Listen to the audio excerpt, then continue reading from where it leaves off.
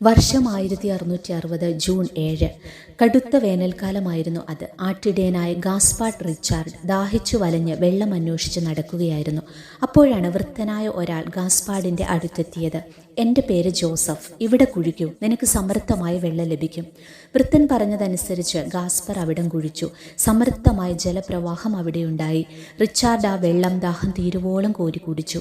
നന്ദി പറയാനായി അയാൾ വൃദ്ധനെ അന്വേഷിച്ചപ്പോഴാണ് മനസ്സിലായത്, അവിടെയൊന്നും ആ വൃദ്ധനെ കാണാനില്ല. ഗാസ്പർ ഗ്രാമത്തിലേക്ക് ഓടിച്ചെന്ന് നടന്ന വിവരങ്ങളെല്ലാം അറിയിച്ചു. അവരാരും അങ്ങനെ ഒരു വൃദ്ധനെ കണ്ടിട്ടുണ്ടായിരുന്നില്ല. യൗസപിതാവാണ് അവിടെ വന്നതെന്ന് എല്ലാവർക്കും അന്ന് മനസ്സിലായി.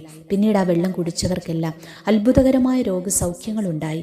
മാനസികവും ശാരീരികവുമായ രോഗസൗഖ്യങ്ങളുടെയും അത്ഭുതങ്ങളുടെയും പരമ്പര തന്നെ പിന്നീട് അവിടെ സംഭവിച്ചു. തുടർന്ന് അവിടെ ഒരു ദേവാലയം പണി കഴിപ്പിച്ചു. വിശുദ്ധ ജോസഫിൻ്റെ നാമത്തിലുള്ള കോണ്ടിഗ്നാക്കിലെ ദേവാലയമായിരുന്നു അത്.